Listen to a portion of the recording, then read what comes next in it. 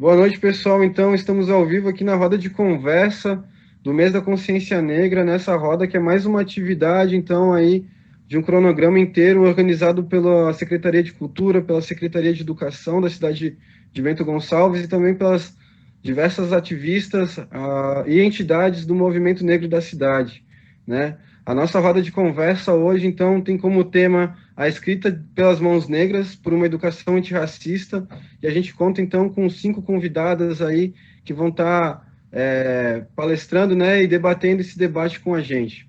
Bom, meu nome é Lucas Anhaia, eu sou estudante de História, sou homem negro. Hoje estou aqui no meu quarto vestido de camisa preta do Núcleo de Estudos Negros, do qual eu faço parte, e a gente vai dar início, então, a esse debate com uma breve apresentação das convidadas e com uma fala aí especial da nossa secretária da Secretaria de Educação, Adriane, certo? Uh, Bom, pessoal, como eu havia dito, o mês da Consciência Negra de Bento Gonçalves de 2021 está sendo organizado já há um bom tempo, né? Mais de um mês aí por diversas entidades e instituições do município, né? A gente vem debatendo diversas atividades e essa é mais uma delas. Quem quiser conferir também todo o cronograma, acessa lá o site da Secretaria de Cultura de Bento Gonçalves ou da própria prefeitura que vai estar constando lá, certo? Hoje nós vamos debater, então, a escrita, né, por mãos negras por uma educação antirracista.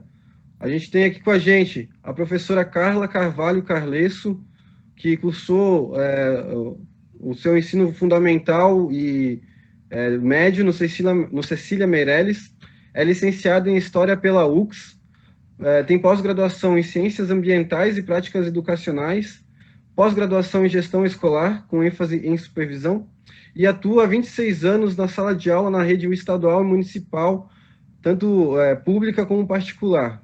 Atualmente, ela faz parte do GPS, Gestão de Percurso do Saber no setor pedagógico da SMED, que é a Secretaria Municipal de Educação aqui de Bento Gonçalves. Além da professora Carla, temos também a professora Solana Correa. Solana é psicopedagoga, especialista em História e Cultura Afro-Brasileira e Indígena, educadora social, ativista negra, com mais atividade em Bento Gonçalves, uma das fundadoras da Sociedade de 20 de Novembro, né, uma das entidades mais antigas aí de Bento.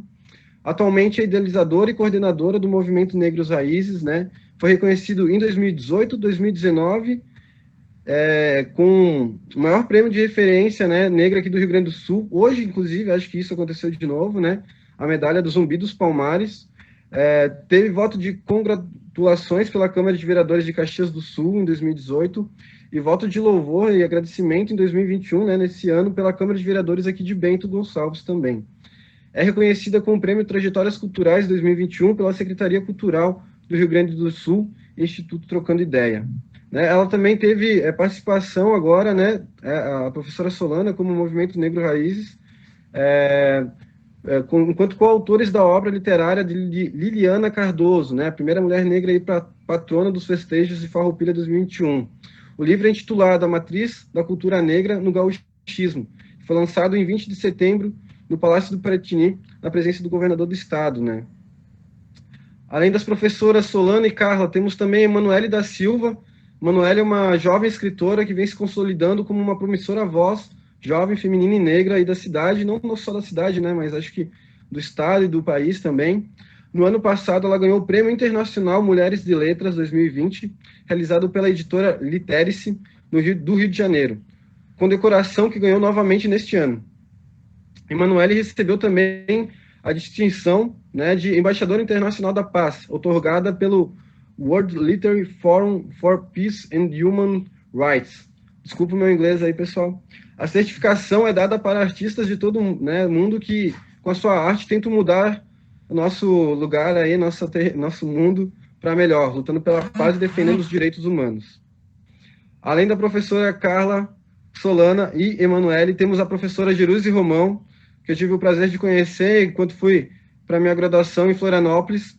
Ela foi professora pública das redes, ela foi professora das redes pública e privada de Florianópolis e São José, no ensino fundamental e superior, né, na Faculdade de Pedagogia da Unisul.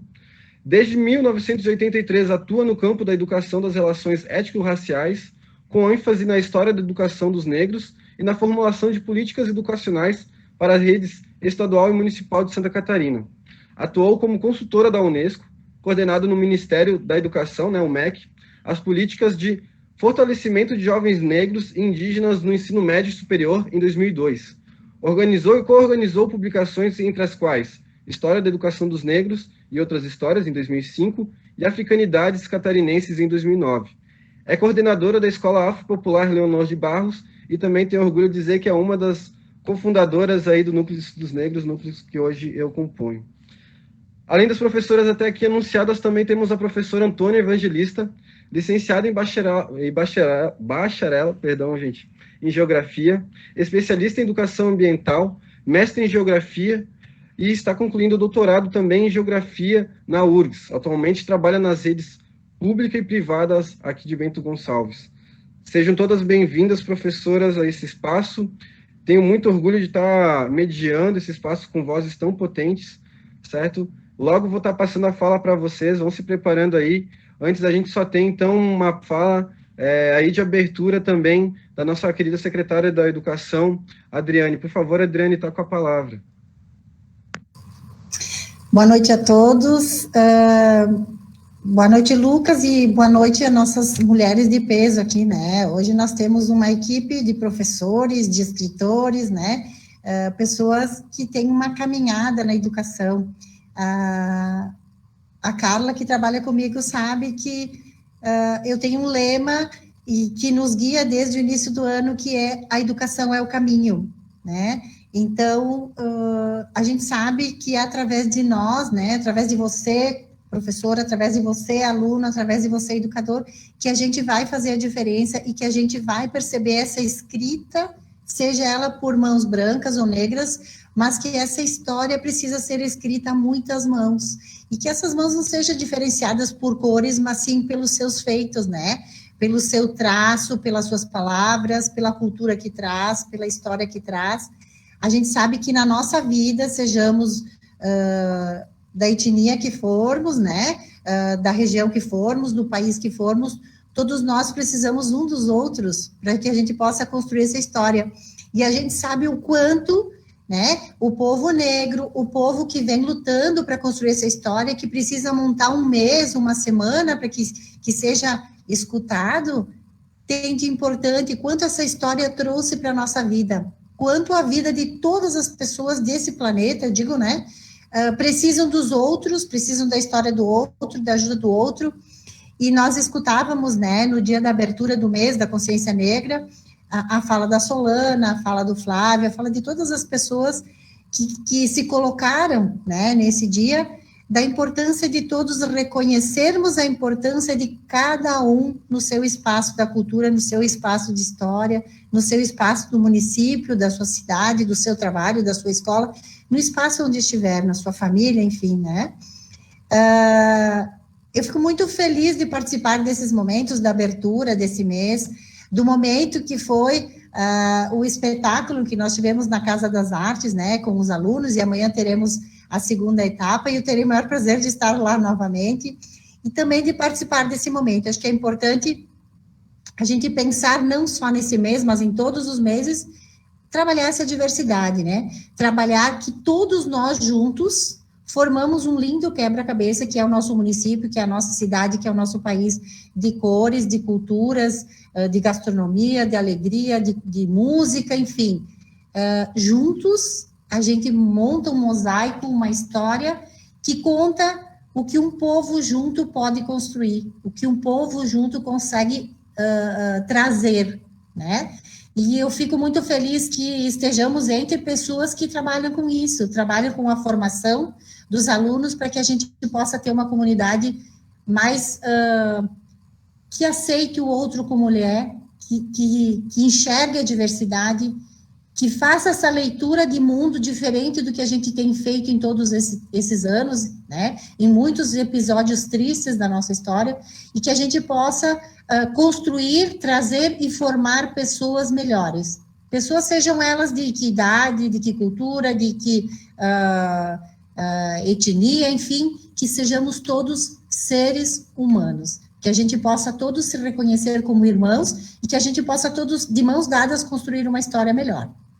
Então, eu desejo a todos nós, né, hoje, uma roda de conversa muito feliz, eu digo, né, mas que traga muita cultura, muita alegria, muita história, muito conhecimento, que a gente possa contribuir muito nessa noite de hoje. Bom trabalho a todos nós.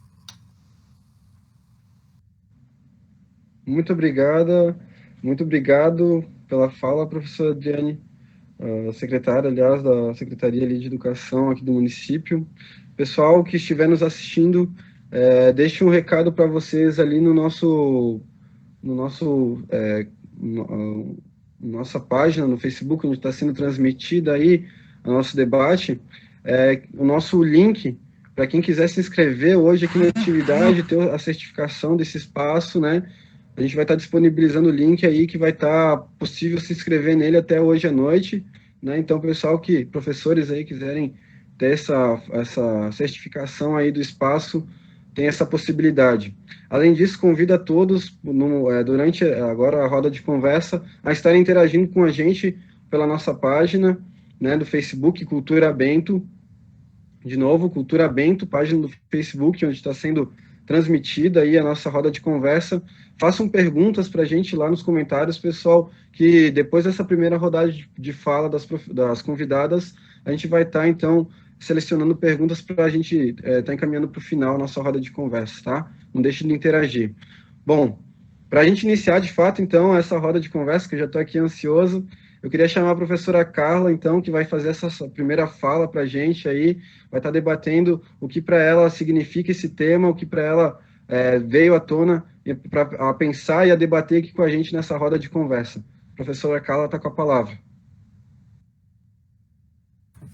Olá, boa noite a todos, boa noite, Lucas, as demais participantes dessa roda de conversa, a minha querida secretária Adriane, né? Quando recebi o convite para estar participando deste momento, eu fiquei pensando, né? Falar o quê sobre um assunto tão importante, tão pertinente e que precisou de uma lei, né? Para que fosse abordado com mais seriedade, né? Quem me conhece, quem já trabalhou comigo, quem já teve a oportunidade de estar discutindo comigo a respeito desta temática, sabe qual é a minha posição. Eu acho válido essas celebrações, esta fala no mês de novembro, para exaltar a nossa cultura. Mas, enquanto profissional da educação, eu acho que tanto a matriz africana quanto a matriz indígena não devem ser pautadas apenas lá em abril, quando se fala do índio, ou agora em novembro, quando se fala do negro. É algo que deve estar presente, sempre que possível, na nossa fala enquanto educador. A escola, a sala de aula, é um espaço para essas trocas, para essas interações. E enquanto profissionais da educação, a nossa função perpassa o transmitir conhecimento. Nós somos profissionais que estão formando cidadãos que esperamos que sejam conscientes, atuantes e transformadores deste mundo. Então, falar dessas questões, seja ela da valorização, do fim do preconceito e de tantas outras coisas, né, que envolvem este mundo, tem que ser uma prática diária na nossa fala. E quando eu fiquei pensando aí no título, né, a escrita por mãos negras. A escrita pode acontecer de várias formas. Nós temos aqui uma bela escritora, né, Manu, que escreve com muito talento, que usa as palavras assim de uma de uma forma tão natural, esta é a forma dela, né? Expor o pensamento dela, é a forma dela de estar transformando, né? O mundo que nós queremos. A Prof. Antônia, a Solana, a secretária, Prof. Geruse, e inclusive eu, no caso, eu não escrevo, não tenho esse talento que a Manu tem, mas a minha forma de estar plantando aquela sementinha é na sala de aula. Perdão, por favor. É na sala de aula, é com os meus alunos, é na sala dos professores com os meus colegas. Então, a minha escrita se faz desta forma, através da minha fala, e através do que eu acredito que realmente tenha força, seja do povo negro, do povo indígena, do descendente do europeu.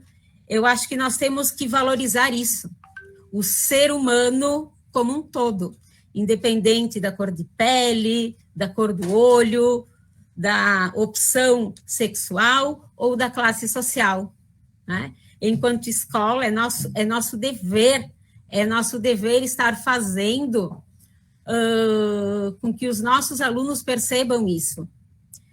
Eu não vou falar em igualdade em sala de aula, porque nós não somos iguais, e que bom isso. Eu vou falar das diferenças e da valorização do diferente, que é isso que nos torna seres humanos mais completos e seres humanos melhores. Eu acredito nisso, né? A bandeira que eu levanto em sala de aula, que eu levanto enquanto educadora, é isso, a valorização do ser humano, independente do que ele possa mostrar no seu exterior, né? Os valores internos, os valores que realmente importam, que realmente vão fazer a diferença e construir aquele mundo que desejamos, é esse.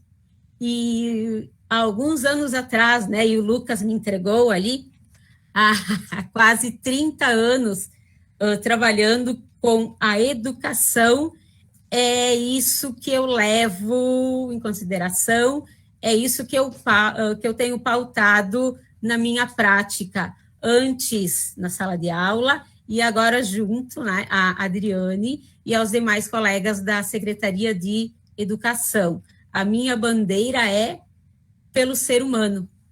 Eu sou negra, tenho orgulho disso, mas acredito na interação, na troca das diferentes culturas. E o Brasil é um povo rico, é um povo bonito por causa disso, desta mistura, né?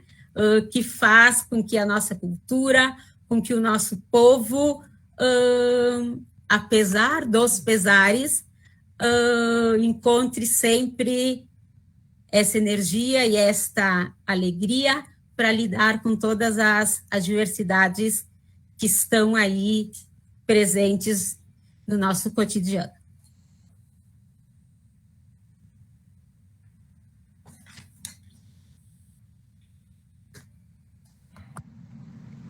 Concluiu, prof. Muito obrigado. Concluiu com um tempinho aí extra sobrando, né?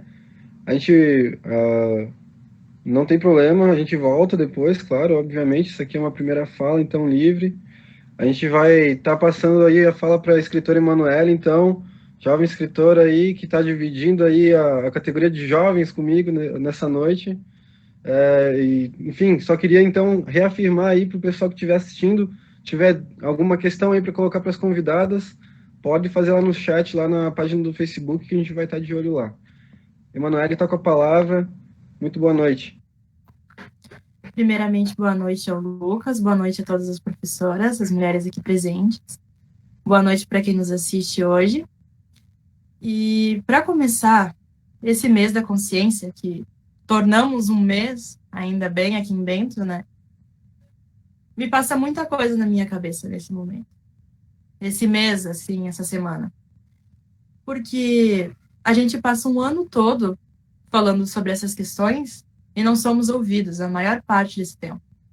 Chegamos num mês que precisamos ter uma lei, no momento em que precisamos ter algo que nos diga que merecemos respeito para poder falar sobre isso, para realmente nos ouvir, né? É um mês complicado de controvérsias para mim, porque é um mês que muita coisa aparece, né? Muita exaltação que não acontece durante o ano. É sempre bom ressaltar que o nosso povo, o povo negro, o povo preto, como preferirem chamar, é um povo guerreiro. É um povo forte, um povo que luta, e sempre foi, né? Eu acho que essas questões é sempre bom lembrar. A nossa cultura, a nossa literatura, a nossa dança, o nosso ritmo, como a gente se desenvolveu em sociedade. Eu acho é um mês que nos remete à exposição de boas coisas também. Mas também é um mês que a gente precisa falar dos problemas que a gente tem. E não são poucos. A gente pode citar vários nomes nos últimos anos, no último ano, de pessoas negras que foram assassinadas, ou que sofrem racismo, preconceito e por aí vai, né? Quando tu me apresentaste, Lucas, esse tema, escrita por mãos negras, me veio muita coisa na cabeça também. Porque eu sou uma mulher negra, uma escritora, e eu faço a minha arte de uma maneira. Mas e como a professora Carla disse, existem tantas maneiras de se fazer arte, existem tantas maneiras de se comunicar através da escrita. Temos professores de história aqui hoje, e elas podem muito bem dizer que é a melhor maneira de se colocar a escrita nas mãos negras. E era o que eu estava dizendo antes. Colocar essa exaltação numa escrita. Acho que esse é o ponto principal que a história faz, que nós escritores fazemos, nós professores fazemos também. Dentro de sala de aula, a gente escuta muito pouco ainda falar dos escritores negros e de lutadores negros. O que é triste. A gente sabe que há todo um sistema, uma organização, né? Que às vezes não pode ser, algumas coisas não podem ser retiradas para colocar outras. É um sistema. Mas a gente só ouve Machado de Assis, Lima Barreto. São poucos ainda, né? É um momento de se colocar num espaço de fala que a gente pode ser ouvido. Esse mês é um mês que estão nos escutando. É um mês que a gente conseguiu trazer tanto desenvolvimento que pode ser levado ao longo de todos esses anos. Passar de ser um mês para ser 12 meses, para ser uma vida. A gente pode levar isso para sempre com a gente. A minha fala é curta, eu estou muito feliz de estar aqui hoje, e eu creio que, como escritora negra e jovem, dividindo a fala com você aqui hoje, a gente tenha muito o que aprender. Muito o que aprender. Todos nós, né? E compartilhar ensinamentos também. Creio que essa roda de conversa que a gente vai ter hoje, esse debate, vai trazer muitas coisas boas. Era isso. Muito obrigado, Manoele. Fala linda, obrigado mesmo. Acho que nós, enquanto juventude, aí temos ainda mais a aprender, né? Então, que bom que estamos também participando desses espaços aí e tomando também o protagonismo, né, de muita coisa junto, né? É isso aí. Bom, agora eu vou chamar a professora Jerusi Romão. Antes disso, só quero fortalecer ainda mais a participação de quem estiver assistindo aí. A gente façam suas perguntas e interações lá pelo grupo do Cultura... Grupo não, aliás, pela página do Cultura Bento, né, onde está sendo transmitida essa roda de conversa. Se inscrevam lá também para certificação, tá, pessoal? Agora quem vai falar aqui com a gente é a professora Jerusi Romão, de Florianópolis, também escritora, pesquisadora, né, lançou aí o livro sobre Antonieta de Barros, nossa primeira deputada negra do Brasil. Professora Jerusi está com a palavra.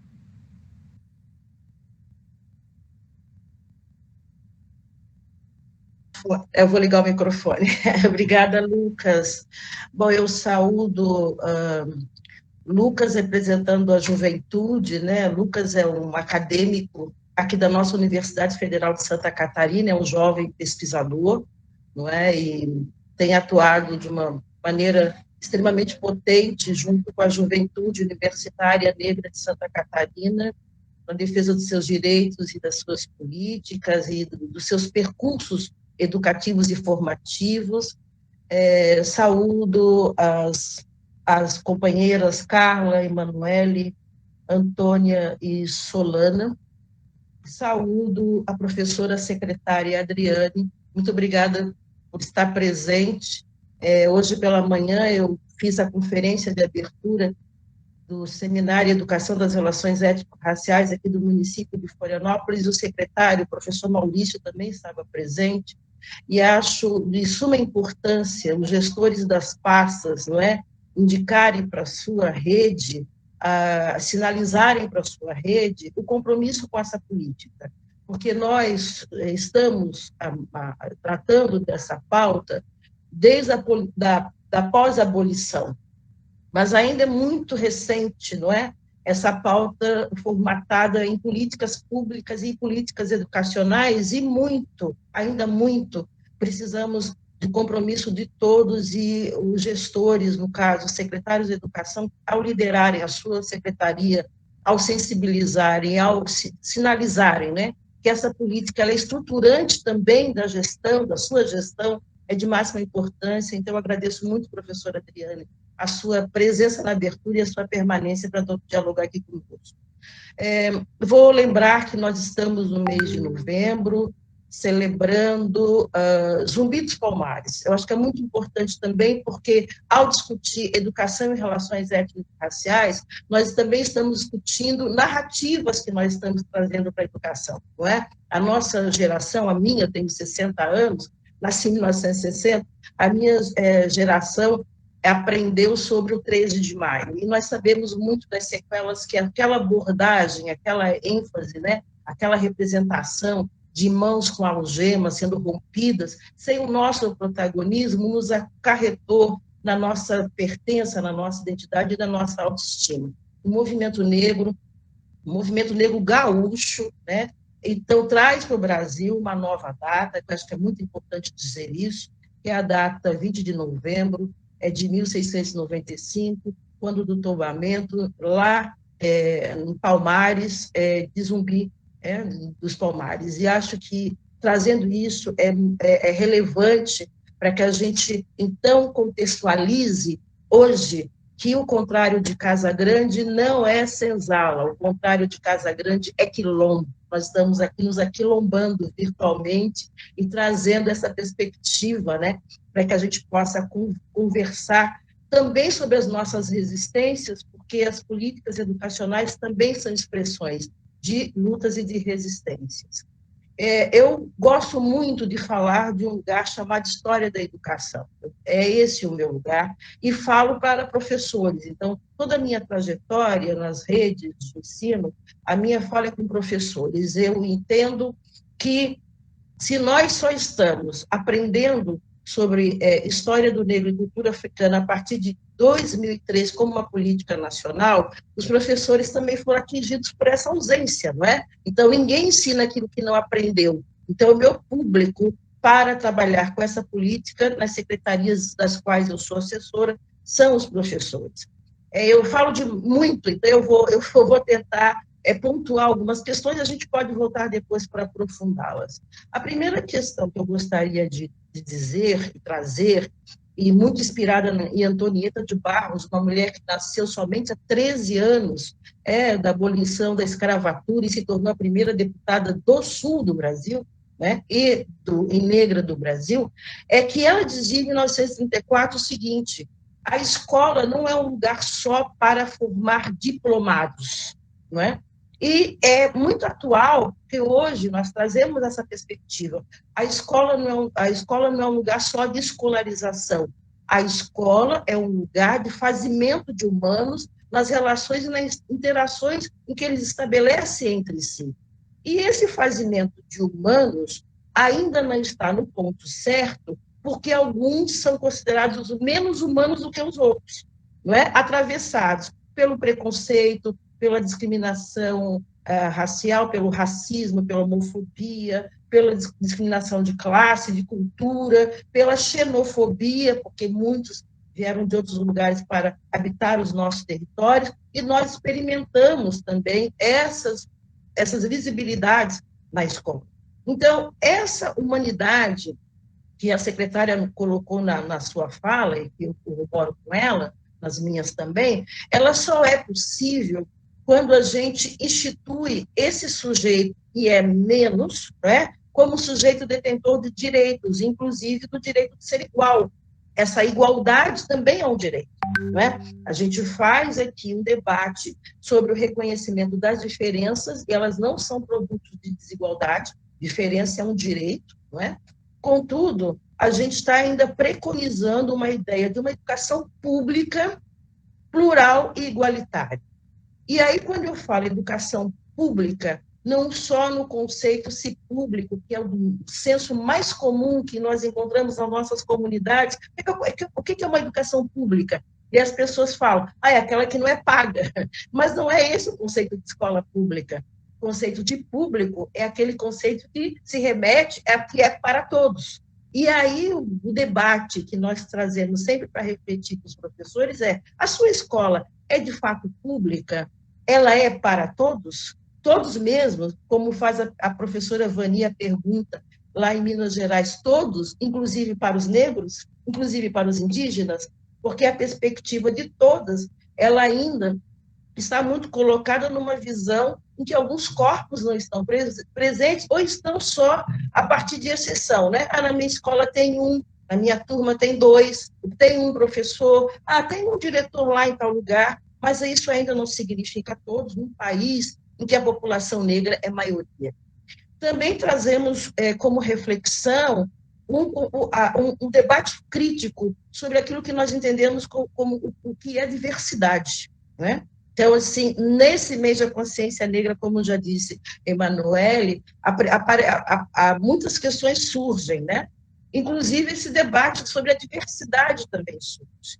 Então, o que de fato é diversidade? Será que diversidade é aquilo que nós mais observamos, uma ideia de que os indígenas e os negros são os outros do branco? E aí, todo o currículo o ano inteiro, toda a escola o ano inteiro, toda a dinâmica escolar o ano inteiro tem uma centralidade, e aí se visita, né? Visita o indígena em abril, depois vem como visitante os negros em novembro, quando que, de fato, a gente gostaria muito de pensar que a sociedade brasileira é constituída por 3 cosmovisões, né? Historicamente colocadas nesse lugar de forma diferenciada, e que essas cosmovisões atravessam não só a estrutura social, como também o pensamento sobre educação e relações sociais e raciais na escola. Desculpa, Lucas, falta 5, é isso? E por último, então, já que falta 5, do jeito que eu falo, e por último, que falta 5, eu também problematizo, não é? Faltam 2. Eu problematizo com o conceito de inclusão, né? Numa sociedade em que a maioria é indígena e afrodescendentes, nós estamos com a ótica correta quando discutimos a categoria de inclusão, porque nós naturalizamos o fato de que a minoria inclui a maioria. A gente não deveria estar fazendo um debate crítico sobre isso. E aí, para finalizar, então, depois a gente conversa mais, aqui em Florianópolis, nós entendemos que o seminário do mês da consciência negra é um seminário para culminar, é a cereja do bolo daquilo que nós fizemos durante o ano todo, né? Então, durante o ano todo, a rede é mobilizada a partir de um documento chamado Matriz Curricular para a Educação das Relações Étnico-Raciais, né? Então, São Paulo é o primeiro município que tem essa matriz, Florianópolis é o segundo, e ontem eu entreguei do município de Itapema. Então, essa matriz, construída com a rede, com toda a rede, tornando todos os professores escritores, e aí eu quero dizer, sim, Nós, professores, somos todos intelectuais e somos todos escritores, não é? Então, esse processo construído com a rede, ele fortalece o percurso do ano inteiro e culmina, então, a partir de hoje até quinta-feira, com mesas de relatos sobre os trabalhos realizados durante o ano letivo. Então, eu desculpa por ter passado o tempo, mas é sobre isso que eu queria falar inicialmente. Obrigada. Muito obrigado, professora Jerusi. Desculpa eu não ter lhe avisado ali quando bateu os 5 minutos, fiquei tão concentrado na sua fala que, enfim, a gente acaba se desligando da função aqui de mediador. Muito obrigado pela fala, muito obrigado pela presença. Agora a gente vai estar escutando a professora Antônia aí no debate, tá, pessoal? Já vi que tem algumas interações ali nos comentários ali da nossa transmissão. Muito obrigado por quem está comentando. Para quem não comentou ainda, tem a oportunidade, tá, pessoal? Não deixe de comentar lá. Professora Antônia, muito boa noite. Está com a palavra. Boa noite, Lucas. Boa noite a todas as colegas, a todos que estão nos assistindo. Em primeiro lugar, gostaria de agradecer o convite, né, pela Secretaria de Educação e pela Secretaria de Cultura aqui de Bento Gonçalves. Eu sou baiana, moro há 7 anos aqui no Rio Grande do Sul, e o que eu gostaria de partilhar um pouco com vocês hoje é basicamente um pouco sobre a minha trajetória, né, enquanto mulher negra, né, enquanto intelectual também. Então, o que a gente observa, né, no contexto brasileiro é que a Bahia, mesmo sendo um estado com a maior parte da população negra, né, ao contrário que do Rio Grande do Sul, né, devido às migrações europeias, mas ainda a Bahia é um estado em que o racismo, né, que é um tema que a gente precisa falar também no dia de hoje, é extremamente forte, extremamente presente. E o que nos chama a atenção é que essa questão, muitas vezes, ela parte dentro das próprias famílias. E a gente percebe, inclusive, que apesar da maior parte da população ser afrodescendente, mas quando a gente vai observar os dados do IBGE, muitas pessoas que são negras se autodeclaram como pardas. E aí entra uma outra questão também da autoidentificação, né? Como eu me identifico, como eu me vejo. Então, é um tema também que a gente precisa, né, continuar o debate nesse aspecto. Aqui no Rio Grande do Sul, né, nós estamos falando de uma população de 16% de afrodescendentes, né? Se o número estiver errado, os colegas aqui gaúchos me corrijam, por favor. E o que chama a atenção com relação à minha passagem pelas universidades aqui é a ausência também dessa população negra. Até no próprio estado da Bahia, eu estudei na UFBA, e eu sentia isso, né? A quantidade pequena de alunos na graduação, e isso vai reduzindo ainda mais, até da pós-graduação, o número, né, a participação dos negros. Aqui no Rio Grande do Sul, a mesma coisa. Fiz o meu bacharelado na PUC, eu era a única negra na sala de aula. Ingressei no doutorado da URGS, eu era a única negra da minha turma, né? Não sem resistência, com discussões do Departamento de Geografia e do Instituto de Geociências, nós conseguimos um regimento, né, criar um regimento de ingresso de negros no departamento para pós-graduação em Geografia. Então, eu espero que daqui mais alguns anos eu possa ver também mais colegas se formando mestres, né, e doutores também, assim como eu e poucos colegas que por lá passaram. No tema da geografia também, a gente vem observando, assim, algumas leituras, alguns estudos, que o espaço geográfico, por ser um espaço desigual, né, porque ele é construído de forma desigual e combinada, né, pelo sistema capitalista, a gente vai ter espaços onde os excluídos eles estão mais localizados, que são nas periferias urbanas. Então, não só negros, mas também brancos, e aqui em Bento Gonçalves a gente percebe isso claramente. Minha câmera falhou um pouquinho, perdão.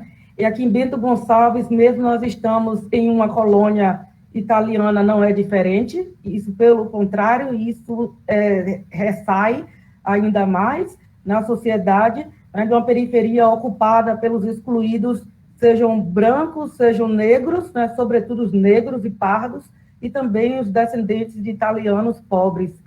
Então, a gente, além disso, né, e eu já cito o exemplo do bairro onde eu trabalho, na escola Ulisses Leonel Gaspari, né, também, muitas vezes, no bairro, né, no contexto do bairro, essa exclusão, né, e um predomínio de população negra e parda. Então, por que será? Né?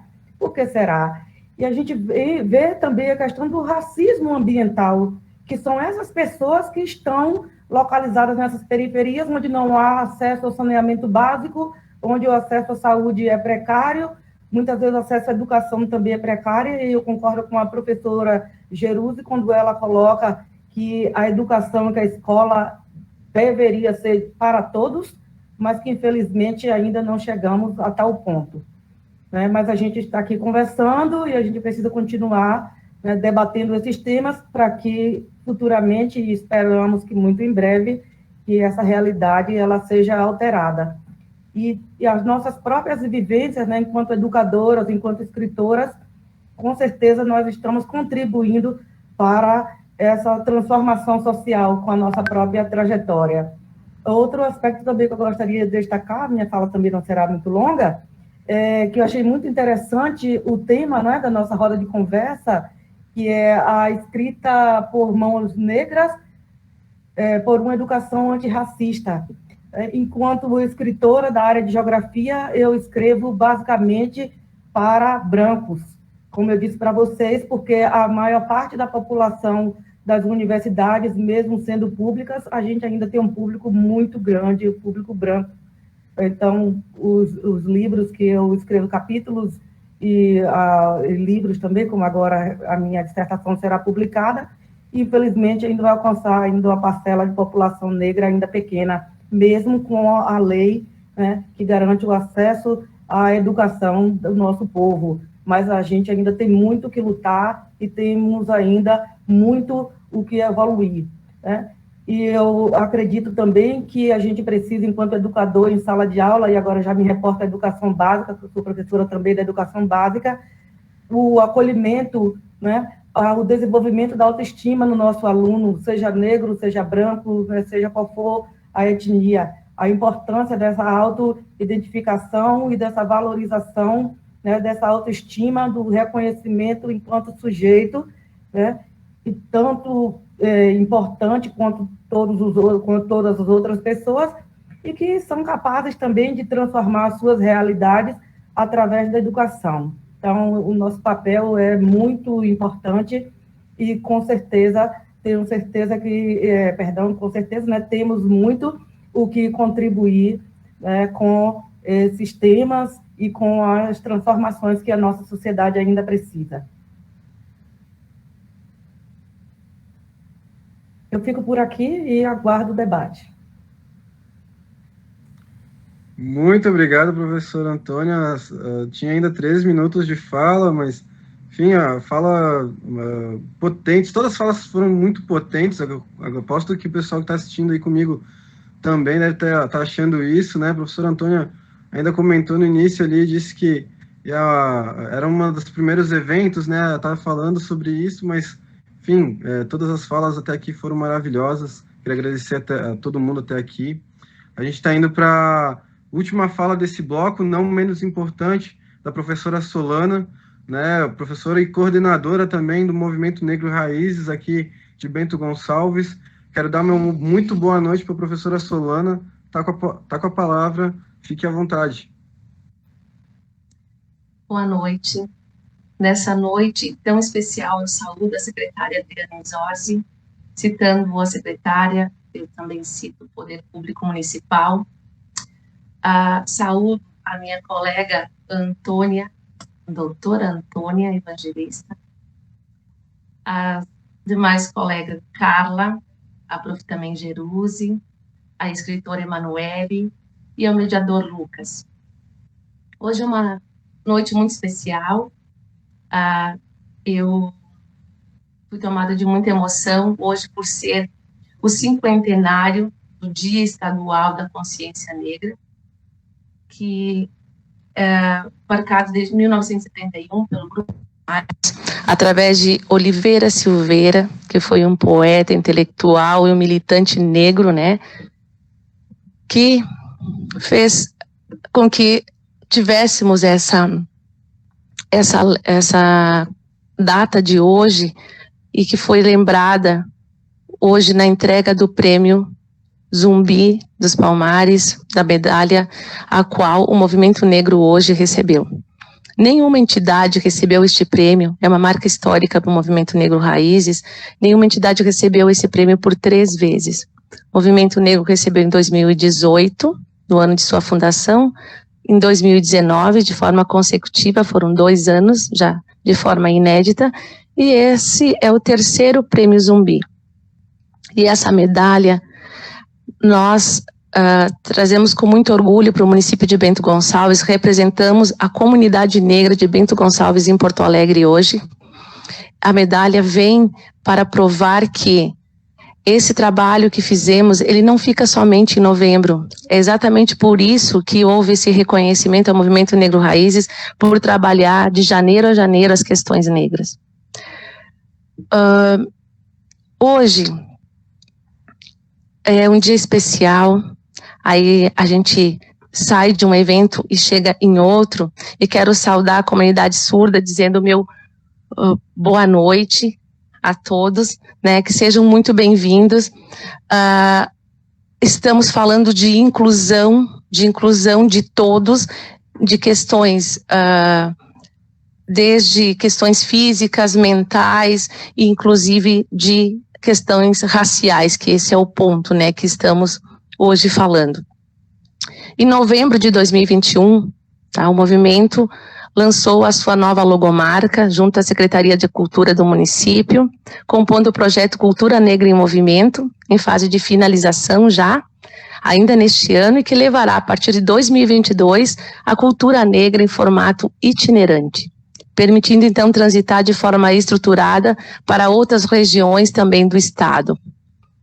Ouvindo a fala da professora Jerusi, ouvindo a fala da professora Antônia, nós entendemos sim que o Movimento Negro Raízes foi gestado na educação, devido a um episódio, né, que aconteceu com a nossa filha Laura, que na escola ela teve que entender, tão pequena como era, que existia diferença entre as pessoas. Minha filha disse que iria participar da festa A Fantasia, vestida de Branca de Neve, e foi imediatamente interrompida pelo coleguinha que disse: você não pode ser a Branca de Neve porque você é negra. E no auge da sua inocência ela disse: não tem problema, eu tenho a cor do meu pai e da minha mãe. Então, por esse episódio, esse é o maior exemplo da necessidade de se trabalhar as questões étnicas, tanto com os alunos quanto para os professores. Até mesmo para que o professor saiba como trabalhar essa situação, né? E foi o episódio da nossa filha, a Branca de Neve Negra, que levou a instituição do Movimento Negro Raízes chegar aonde chegou, e tem muito mais o que fazer. Nós falamos da Lei 10.639, vamos começar pela Constituição, tá? A Constituição é de 1988. São somente 33 anos que existe uma Constituição que diz que nós somos todos iguais perante a lei. A Constituição diz isso, mas a gente sabe que a realidade não é essa, né? A Lei 10.639, ela é de 2003, ela só tem 18 anos. É pouco tempo, né? Que ela foi, realmente, ela ainda foi lançada e ainda foi demorada, as pessoas tinham mais uns 2 anos para se adaptar, e foi levando, e a gente vê que muitas vezes na prática ela não acontece. 5 anos depois, entenderam que deveriam incluir o indígena na lei, aí foi a Lei 10.645, né? 11.645, desculpa, que agora tem 13 anos.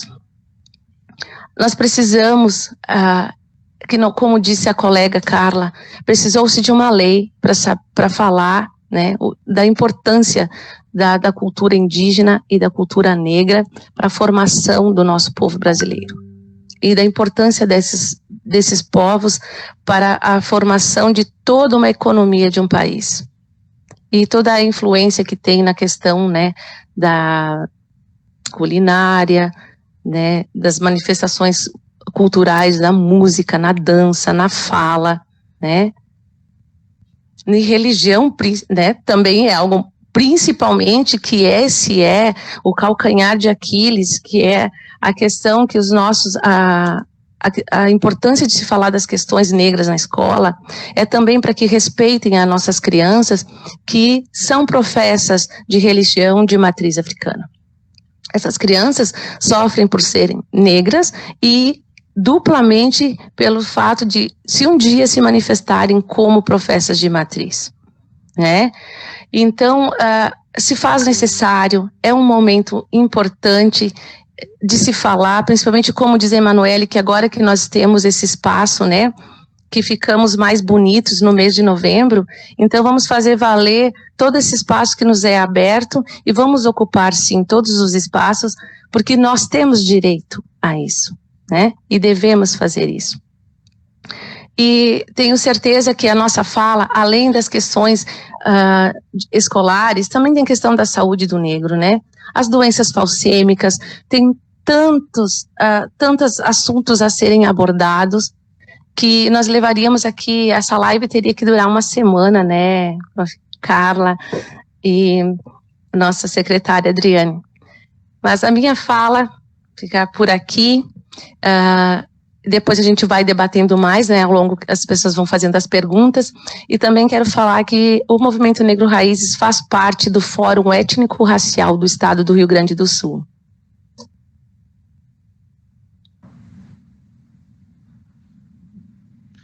Opa, minha câmera aqui foi embora, voltou. Muito obrigado, professora Solana, pela fala. A gente está encerrando, então, pessoal, esse primeiro bloco maravilhoso aí das intervenções, né, das professoras.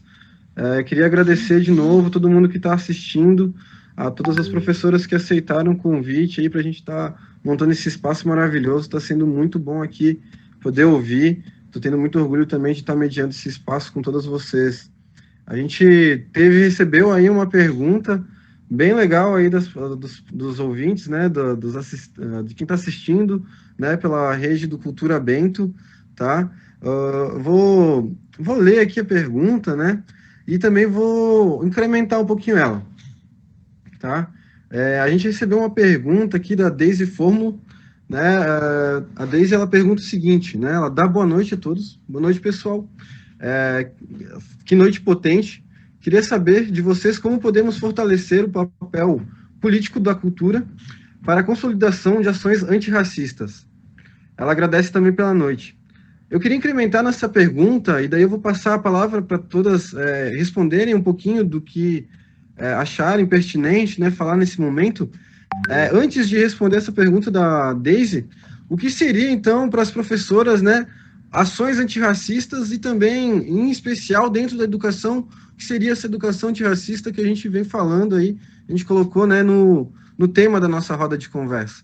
Então, seria um pouquinho disso, né? Queria que as professoras pudessem falar um pouquinho sobre isso também, sobre a perspectiva de vocês, né?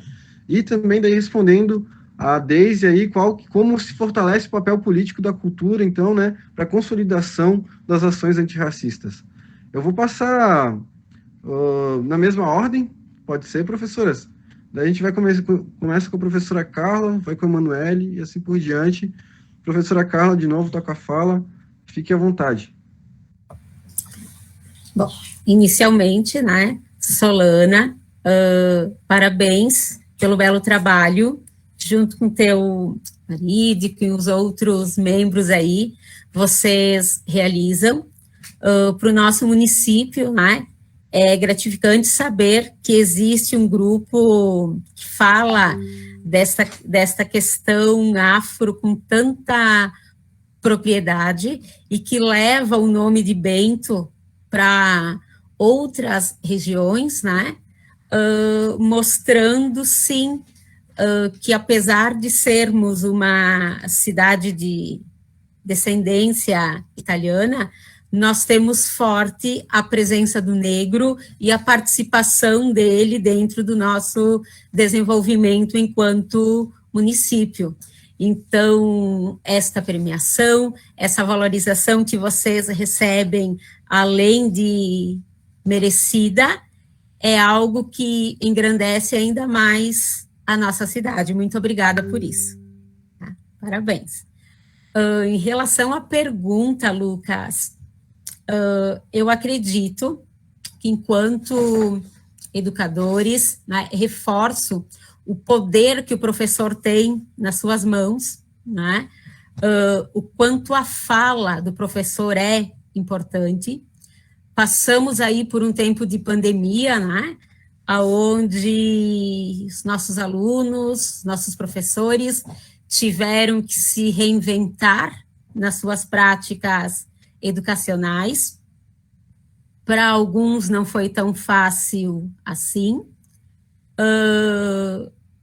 e o valor do professor se tornou mais evidente.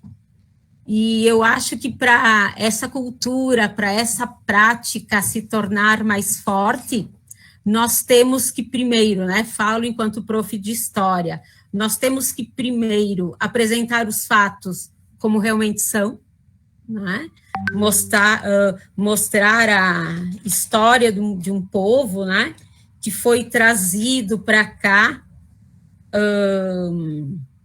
de uma forma bizarra, né? O negro veio aqui para a América não por vontade própria, mas por todo o contexto que envolvia aquele período, salientando que antes de ser escravo na América, muitos negros eram escravos na própria África, né?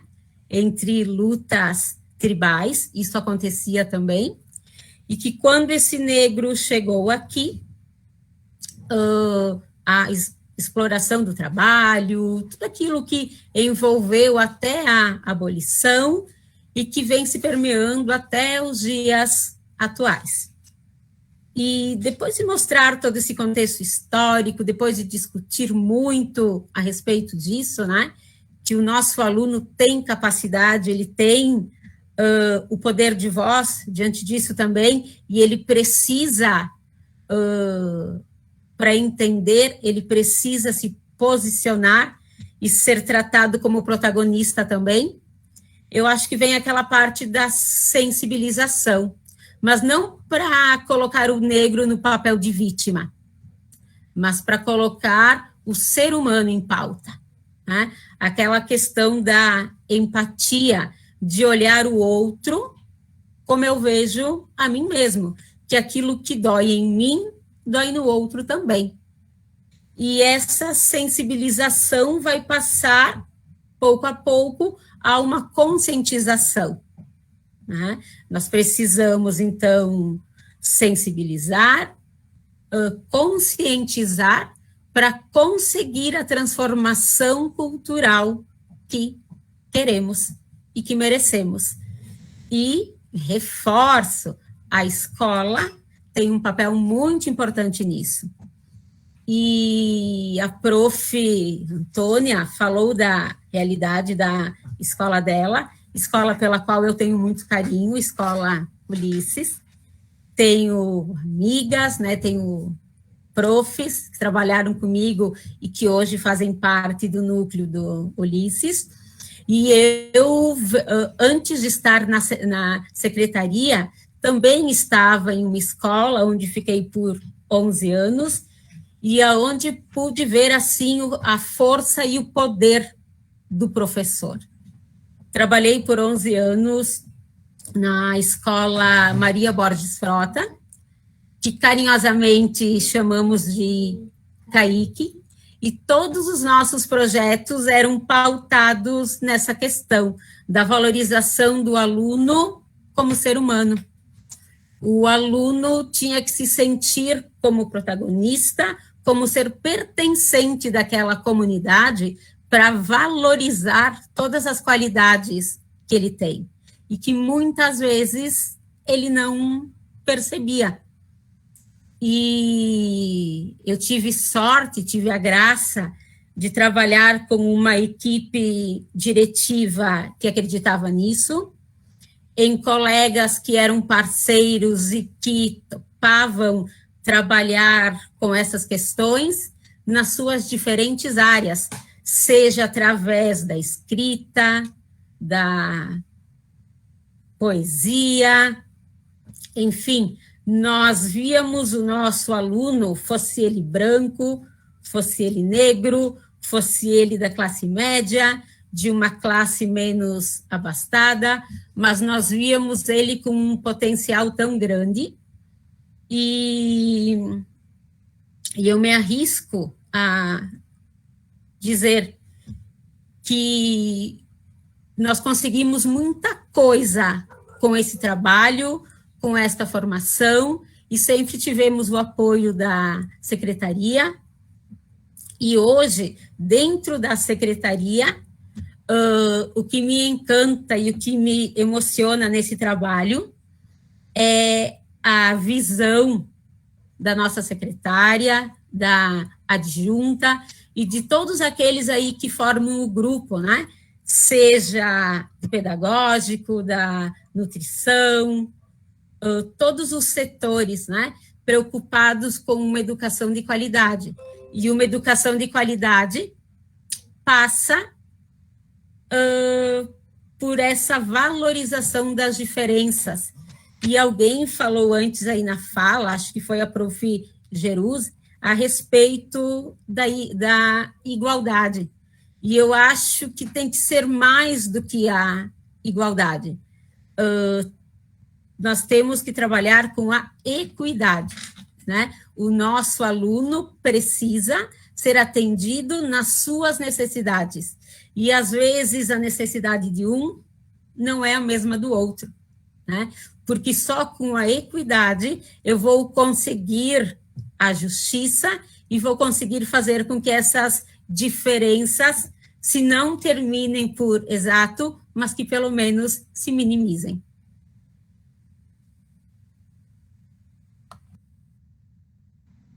Muito obrigado, prof. Carla. Pessoal, para quem estiver assistindo, né, só relembrando que a gente tem a possibilidade de certificado aí para quem, né, para quem estiver participando, tá lá também nos comentários, fecha hoje à noite. A gente está agora, para quem estiver chegando, na segunda rodada de falas, né, são falas mais respondendo uma pergunta que foi feita ali, né, sobre o papel político da cultura, aliás, né, para fortalecimento das ações antirracistas, e eu complementei também perguntando o que seria, né, essa atuação antirracista dentro das escolas, dentro da educação. Próximo a falar é Emanuele. Emanuele está com a palavra. Nesse segundo bloco de fala, a gente está com um pouquinho menos de tempo do que os iniciais, mas ainda assim com um tempo bem legal, de 5 minutos, e daí, depois disso, a gente vai estar finalizando aí o evento, o pessoal fica com a gente, certo? Emanuele está com a palavra de novo, vai com tudo.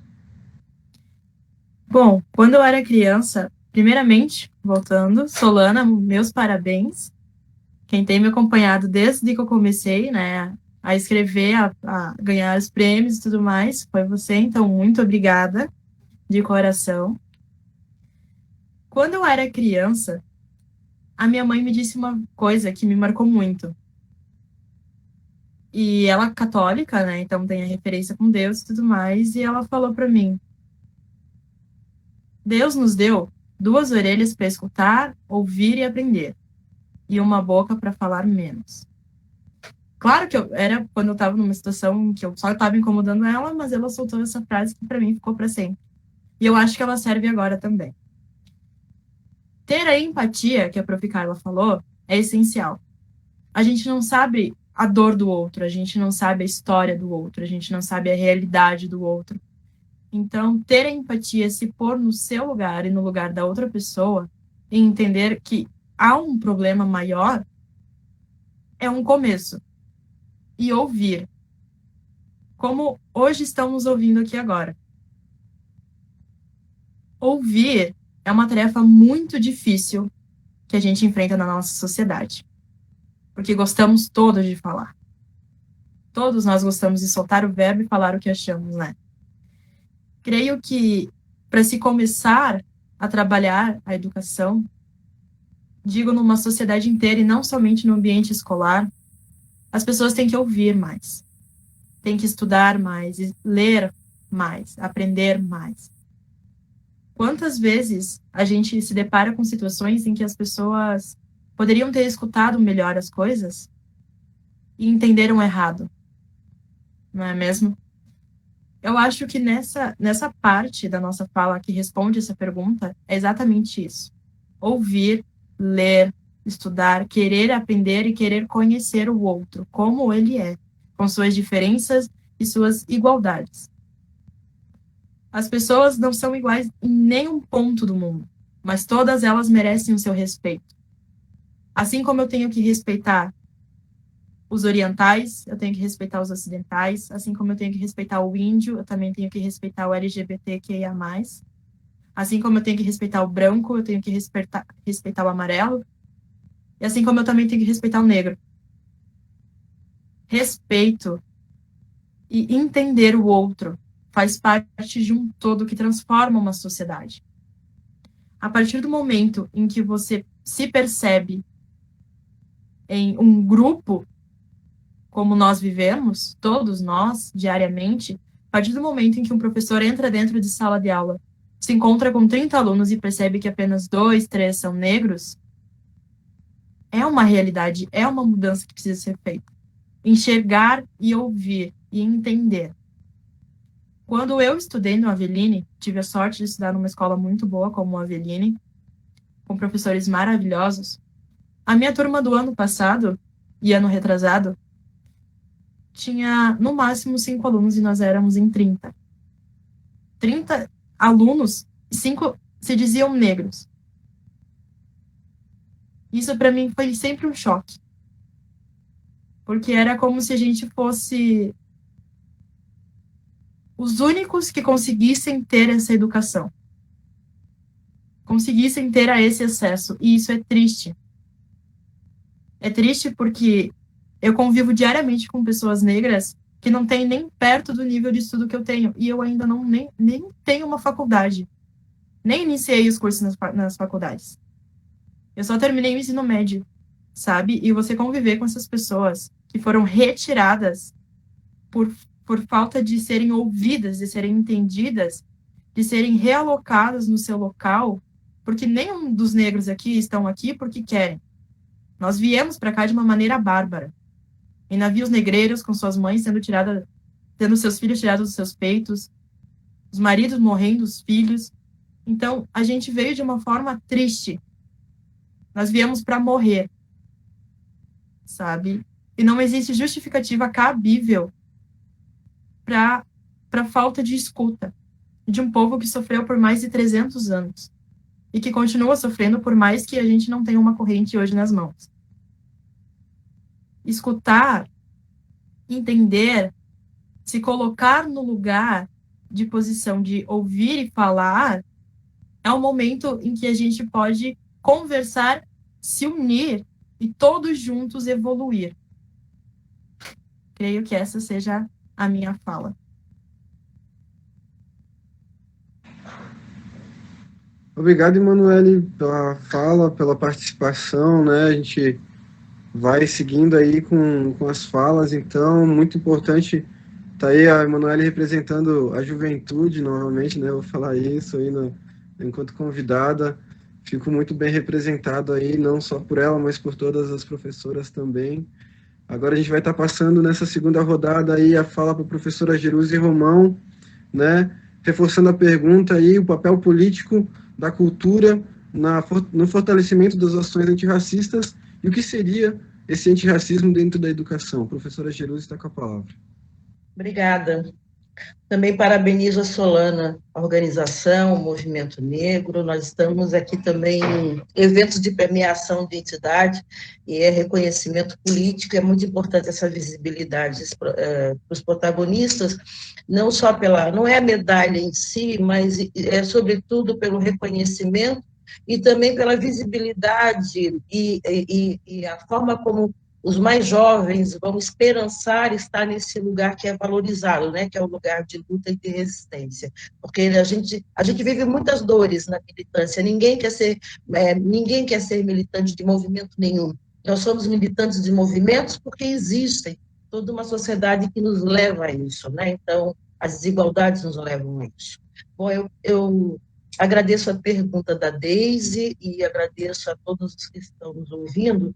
Eu gostaria de começar respondendo com um extrato de uma fala da Chimamanda Adichie, naquela conferência dela, muito conhecida, que o título é O Perigo de uma História Única, né? E a Chimamanda diz: muitas histórias importam, histórias têm sido usadas para expropriar e tornar maligno, mas histórias podem também ser usadas para capacitar e humanizar. Histórias podem destruir a dignidade de um povo, mas histórias também podem reparar essa dignidade perdida. Essa é a concepção da atuação da cultura, na minha perspectiva, não é? A cultura, ela também cooperou enormemente para o racismo, na medida em que ela hierarquizou, né, culturas desenvolvidas, culturas clássicas, enfim, dando uma certa superioridade para umas e colocando as outras como folclore popular, sem identidade, animismo, não é? E primitivas. Então, o primeiro passo é entender o centro dos valores civilizatórios, a centralidade dos valores civilizatórios africanos, e onde a cultura se instala, não é? A cultura, ela traz todo o conteúdo que organiza e humaniza as pessoas. Então, eu trabalho muitíssimo, eu sou uma memorialista, né? Escrevo sobre memórias de pessoas, escrevo livros contando a memória de pessoas. Um exemplo deles é um livro didático chamado Africanidades Catarinenses, com biografia de 300 negros em Santa Catarina. Por que é importante? E é um livro adotado pela Secretaria do Estado de Santa Catarina. Por que é importante isso? Porque quando você traz esse equilíbrio histórico a partir da cultura, você possibilita que as pessoas interpretem para além daquilo que elas foram induzidas a interpretar. Induzidas a interpretar pela cultura do branqueamento. Nós todos passamos pela cultura do branqueamento, nós todos passamos pelas políticas higienistas, nós todos passamos pelas políticas eugênicas, não é? Então, nós todos fomos, até um determinado momento histórico, forçados a negar a nossa identidade, os nossos corpos e os nossos fenótipos, porque lembramos que no Brasil o racismo é definido a partir de fenótipos, a nossa cor de pele, o jeito dos nossos cabelos e por aí vai. Então, é muito importante trazer a memória e a história, não é? E também é muito importante discutir e tratar da cultura da escola. E quando a gente fala cultura, parece que a gente está falando só de um setor, aquele que lida com as artes, mas a cultura da escola também me interessa muito. Me interessa muito saber como que a escola lida com o corpo negro, né? Numa estrutura que vem nessa política eugênica e do branqueamento. É cultural isso. A forma como a arquitetura da escola se coloca, como a carteira, como a gente foi colocado nesse corpo, que na capoeira as pernas estão para cima, que no terreiro estão dançando, que na roda de samba está numa corporeidade dinâmica, é colocado atrás de uma carteira para ser fisicamente estático, né? E antes de ter o pensamento negro e a educação, os teóricos negros pensando em educação e pensando o corpo negro na escola, nós fomos levados muitas vezes para a sala da diretora, para colocar o nosso nome lá naquele caderno negro, porque o nosso corpo era considerado indisciplinado. Isso também faz parte da cultura da escola. Faz parte da cultura da escola não considerar o tempo de ensinar e de aprender, não é? Ou seja, o nosso tempo é um tempo cronologicamente eurocentrado, que se você não estiver dentro daquele formato no processo do aprender, você também é rotulado como incompetente para aquele processo, você é reprovado. E aí a gente tem aí um número gigante de alunos represados, porque o nosso modelo é único para uma sociedade tão plural como o Brasil. A gente costuma dizer, o Brasil é um país de dimensões continentais. Mas, na hora da política pública, essa dimensão continental não é considerada. O que eu penso como uma perspectiva para Florianópolis não é a mesma que Bento Gonçalves vai pensar, porque a sua história e a sua base cultural é totalmente diferente. E, só mais um minutinho, e para também considerar as questões da cultura, é importante considerar as formas e os atravessamentos dos racismos, né? Racismo patrimonial, racismo ambiental, racismo cultural, racismo religioso, estrutural, recreativo e o mais novo, esse que a pandemia nos trouxe, que é o racismo digital, não é? Então, quando a gente fala em escola, quando a gente fala em garantia de permanência das crianças, jovens e adultos na escola, nós hoje precisamos trazer um tema contemporâneo. Já tínhamos racismo digital nas redes e tal, mas agora também temos, e se dá pela exclusão digital, que é o recurso que nós temos hoje na escola pública, mas não é um recurso que é para todo mundo.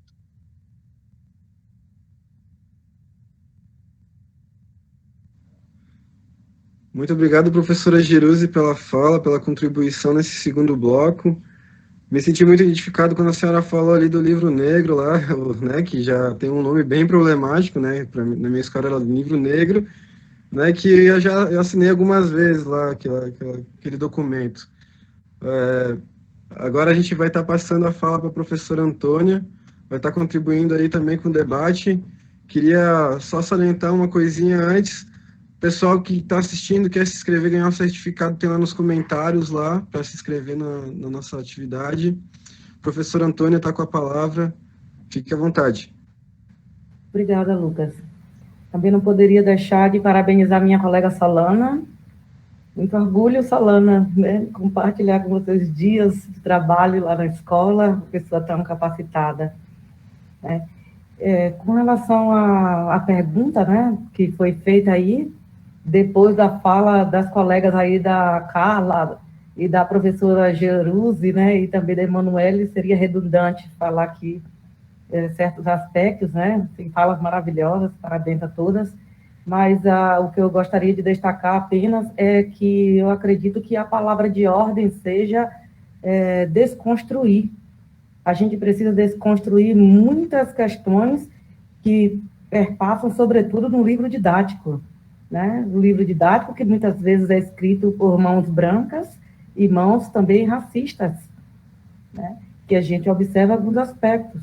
Então, a questão da valorização da população brasileira, né, na sua diversidade étnica, na sua diversidade religiosa e cultural, enfim, eu acredito que seja o papel da educação, sobretudo do professor de história, do professor de geografia, né, falando assim a minha parcela de contribuição enquanto professora de geografia, destacar as contribuições dos negros brasileiros e de outros países também, não só como o livro didático geralmente traz apenas na culinária ou na música, como o pandeiro e um agogô, mas também as contribuições de negros brasileiros, além do Machado de Assis, como a colega citou, né, e o Lima Barreto, mas também negros contemporâneos, como a Conceição Evaristo, como a própria jovem Emanuele, que eu estou conhecendo hoje, né, e aqui de Bento Gonçalves, né, a contribuição de negros como Milton Santos, né, um grande geógrafo baiano, que já contribuiu muito, ainda contribui, né, postumamente, com a geografia do Brasil e do mundo. Então, eu acredito que o papel do professor, o papel da educação, né, nessa educação antirracista, seja esse, seja de desconstruir e, junto com o aluno, construir uma nova história, construir uma nova realidade, né, com os olhos atuais e atentos aos acontecimentos que estão ocorrendo em nossa volta. Então, eu creio que seja este o caminho. A internet também vem a nos ajudar muito nesse sentido, né? Se a mesma rede global também serve para disseminar o racismo, a mesma rede também, assim como nós estamos fazendo aqui, serve também, é importante para que a gente discuta esses temas e que leve, né, essas informações a um número significativo de pessoas. Então, o papel das comunicações, das redes sociais, também é muito importante, e eu acredito que a gente tem aí uma ferramenta poderosa para trabalharmos essas questões em sala de aula e extra sala de aula também, como nós estamos fazendo aqui agora. Então, seria essa a minha contribuição nesse momento, e desde já, obrigada. Muito obrigado, professora Antônia, pela fala, pela contribuição nesse segundo bloco, aí que a gente vai finalizando o nosso evento. Agora a gente passa a palavra para a professora Solana, novamente, aí, que vai fazer a fala final, então, dessa nossa roda de conversa. Professora Solana, está com a palavra, fique à vontade. Olha, depois da fala da professora Geruse, realmente, quando a gente vai continuar falando, vai ser redundante algumas coisas, né? Também a Antônia posicionou aí muito bem essas questões da educação antirracista. E uma das coisas que mais importantes, no meu ponto de vista, é valorizar a cultura como um todo, o resgate da autoestima do aluno e colocá-lo como protagonista. Nós temos que falar das questões históricas de como o negro veio, e, né, o navio negreiro e tudo mais, tem toda essa questão histórica, mas também as nossas crianças precisam saber que eles não são descendentes de escravos. Eles são descendentes de pessoas que foram escravizadas, de seres humanos. Na verdade, nós somos descendentes de reis, rainhas, príncipes e princesas que tiveram seus impérios e seus reinados devastados por conta da ganância, né? E que isso acontece até hoje. A África continua sendo explorada de uma maneira horrível. Para quem às vezes falam que a pessoa que mais matou no mundo foi Hitler. E não foi Hitler, né? Foi o rei belga, Leopoldo II. Ele matou 10 milhões de congoleses. Invadiu o Congo, foi o dobro de pessoas que ele matou, que o Hitler matou, mas os congoleses foram mortos, foi o dobro de pessoas, de uma maneira assim.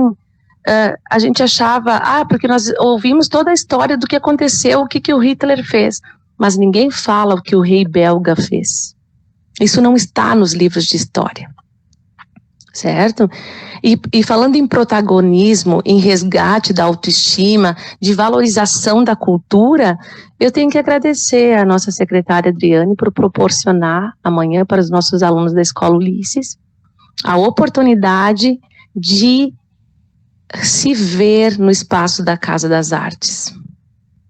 Eles vão se identificar com fala potente e vão resgatar sua autoestima e vão passar a valorizar sua cultura, se valorizar como protagonistas de histórias de vida que poderão ser mudadas. São realidades que poderão ser mudadas.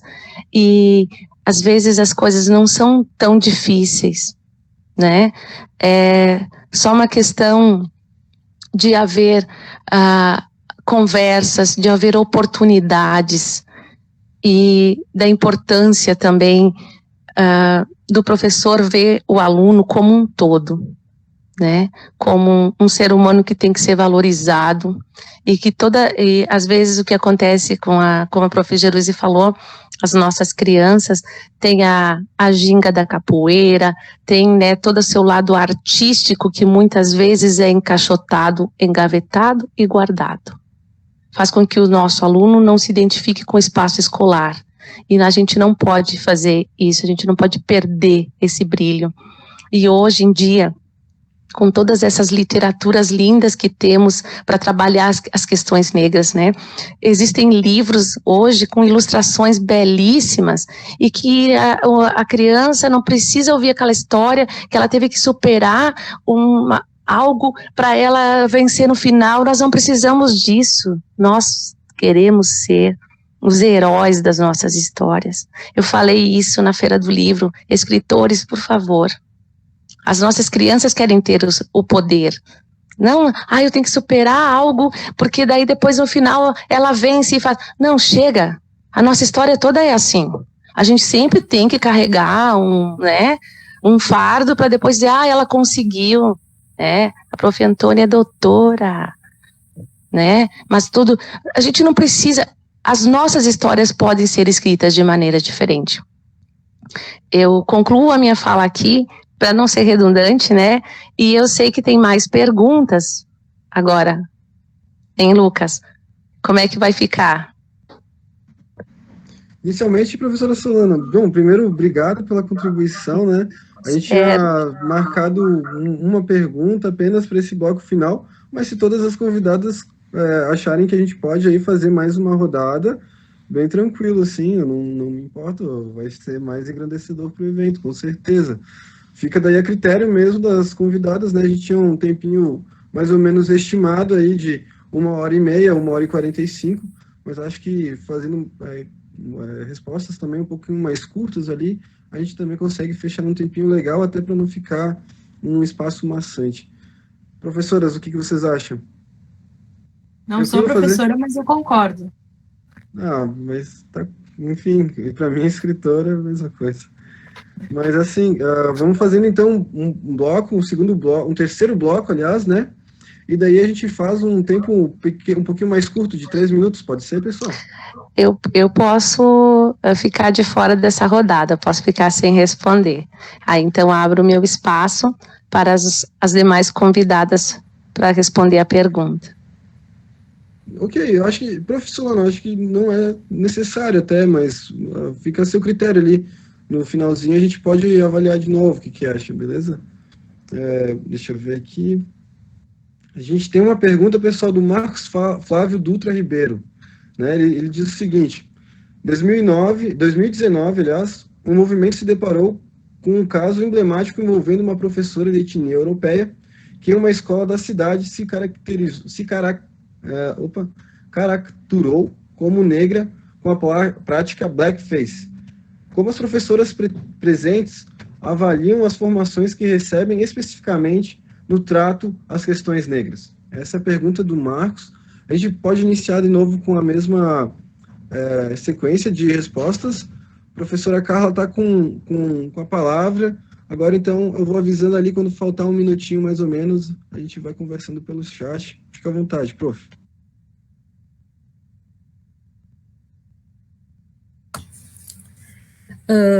Eu lembro desse episódio em questão, não conheço a prof, não recordo também qual foi o evento em que isso aconteceu, mas acredito eu que não tenha sido a intenção dela essa forma pejorativa, talvez ela só tenha se dado conta que causou esse desconforto, que acabou causando esta situação posteriormente a isso. Eu espero e eu acredito que tenha sido desta forma, sim.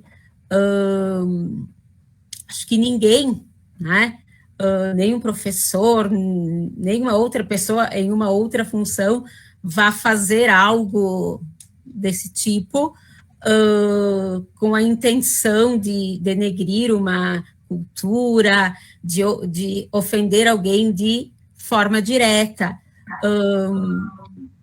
A situação, enfim, eu acho que serviu como um exemplo, como um sinal para que situações assim não se repitam, mas, reforço, eu não vi, essa postura da prof como algo ofensivo, como se ela quisesse diretamente atacar a alguém ou a algum grupo. Prof. Carla, dá licença só um pouquinho. A pergunta não é sobre isso, A pergunta é com relação à formação, do professor. e não sobre o episódio em si, né? Perdão, então, entendi errado. No caso que a pessoa se caricaturou como uma negra, uma prática de blackface, aí é como que a gente avalia as formações que a gente recebe especificamente no trato das questões negras. Bom, na verdade é assim, nós estamos agora, né, tem a Adriane aqui, nós estamos pensando, inclusive, né, tive uma conversa há alguns dias com o Marcos Flávio, para pensarmos juntos uma forma de estarmos levando formações pautadas nesse sentido para as nossas escolas, né? A gente sabe que se fala dessa questão da inclusão de todas as formas há muito tempo, muita coisa tem mudado, né, ao longo dessa nossa trajetória da educação, mas muita coisa precisa mudar também. E como eu falei antes,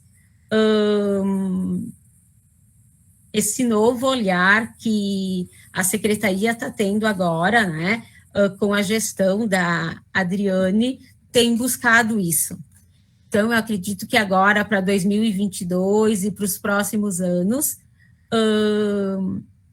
nós teremos momentos voltados para essa questão da cultura negra, da matriz indígena, para que o nosso professor tenha mais propriedade de fala para estar falando com os seus alunos, com os seus colegas. Na semana passada tivemos, né, acontecimentos importantes que vão levar, que estão trilhando este caminho para essas mudanças, né? E eu acredito que a gente vai, sim, conseguir fazer com que o nosso professor, que já está fazendo muita coisa, tenha um olhar voltado para essas questões mais sensíveis.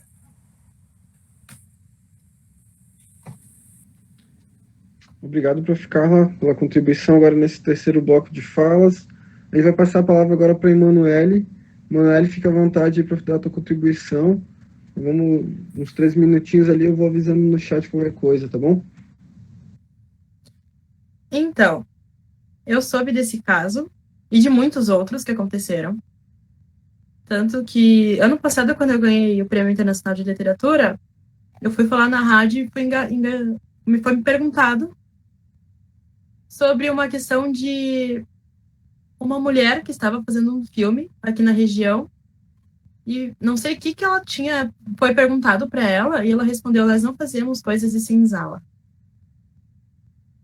Foi na mesma época que eu ganhei o prêmio e houve até uma discussão, e eu acho que isso é muito conexo com essa história da professora europeia. As pessoas, elas podem não ter a intenção, mas elas fazem por maldade. As pessoas são más, é por isso que fazem. Sabe? Esse é meu ponto de vista. Nós temos o costume de pensar de que não foi por mal, mas nós pretos não somos fantasia.